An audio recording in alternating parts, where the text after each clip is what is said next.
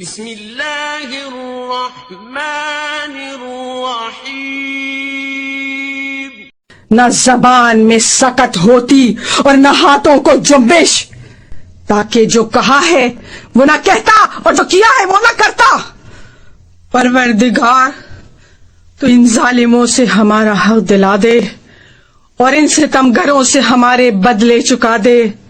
بار الہ، جن جفا شعاروں نے ہمارا لہو بہایا ہے اور ہمارے طرفداروں کو قتل کیا ہے، ان پر اپنا غضب نازل فرما۔ قسم بخدا اے یزید، تو نے خود ہی اپنی کھال نوچی ہے اور اپنے ہاتھوں اپنے گوشت کی تکہ بوٹی کی ہے۔ بہت جلدی وہ وقت آنے والا ہے کہ تجھے انتہائی ذلت و خواری کے عالم میں اللہ کے رسول کا سامنا کرنا پڑے گا۔ تو نے نبی کی ذریت کو خاک و خون میں غلطاں کیا اور ان کی عطرت، ان کے پیاروں کو نشانہ ستم بنا کر ان کی حرمت زائل کی ہے۔ یزید، جب تو اپنے ان سنگین جرائم کا بوجھ اٹھائے قیامت کے دن خدا کی عدالت میں پیش ہوگا تو پھر دیکھنا کہ داور محشر کس عنوان سے ریاض رسالت کے بکھرے ہوئے پھولوں کو اکٹھا کر کے ہر برگ گل کو آماج گاہ صد بہار قرار دیتا ہے، اور وہ منصف حقیقی کس طرح جور و جفا کرنے والے باغیوں سے ہم کو ہمارا حق دلاتا ہے۔ اس پیدا کرنے والے کا ارشاد ہے، جو لوگ اللہ کی راہ میں قتل ہوتے ہیں انہیں مردہ نہ سمجھو، وہ تو در حقیقت زندہ ہیں، اپنے رب کے پاس سے رزق پا رہے ہیں۔ سن یزید سن، تیرے لیے بس اتنا ہی جاننا کافی ہے کہ بہت جلد خدائے ذوالجلال فیصلہ دے گا۔ محمد مصطفیٰ مدعی ہوں گے اور جبرائیل امین مدد کریں گے، ہاں، اور وہ لوگ بھی اسی ہنگام اپنا انجام دیکھ لیں گے جنہوں نے زمین ہموار کر کے تجھے اس جگہ تک پہنچایا اور پھر اللہ اور رسول کا کلمہ پڑھنے والوں کی گردنوں پر مسلط کر دیا۔ جب حساب و کتاب کا وقت آئے گا تبھی پتہ چلے گا کہ جو زیادتیاں کرتے ہیں ان کو کتنی بری سزا ملتی ہے، اور اسی لمحے یہ بھی واضح ہو جائے گا کہ کسے بدترین جگہ دی گئی اور کس کے ساتھی کس درجے بودے نکلے۔ اے یزید، یہ تو زمانے کا انقلاب ہے کہ مجھے تجھ جیسے آدمی سے بات کرنے پر مجبور ہونا پڑا۔ تجھے تو میں بہت چھوٹا اور بے وقت سمجھتی ہوں، البتہ تیری سرزنش کو بڑا کام اور تیری ملامت کو ایک اچھی بات قرار دیتی ہوں۔ ہاں، تجھ سے مخاطب ہونے کی وجہ صرف یہ ہے کہ آنکھوں میں آنسو امنڈ رہے ہیں اور کلیجے سے آنچیں نکل رہی ہیں۔ کس قدر حیرت کا مقام ہے کہ وہ خاصانہ خدا جنہیں اس نے عز و شرف دے کر فرض فرمایا، وہی فتح مکہ کے دن ہمارے آزاد کیے ہوئے شیطان صفت گروہ کے ہاتھوں تہے تیغ ہوں۔ دشمن کی آستین سے ابھی تک ہمارے شہیدوں کا لہو ٹپک رہا ہے اور آج بھی ان کے لب و دنداں پر ہمارا گوشت چبانے کے نشان موجود ہیں۔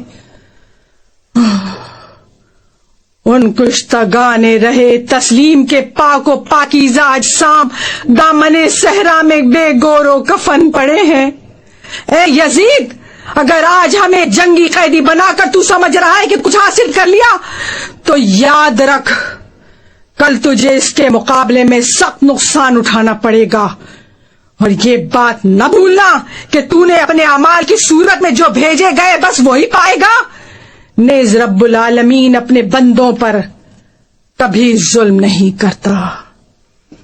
ہم اللہ کے سوا نہ کسی سے اپنا حال کہتے ہیں اور نہ کسی کے پاس فریاد لے جاتے ہیں، صرف اسی کی ذات پر ہمارا بھروسہ ہے اور وہی ہم سب کا مرکز و اعتماد ہے۔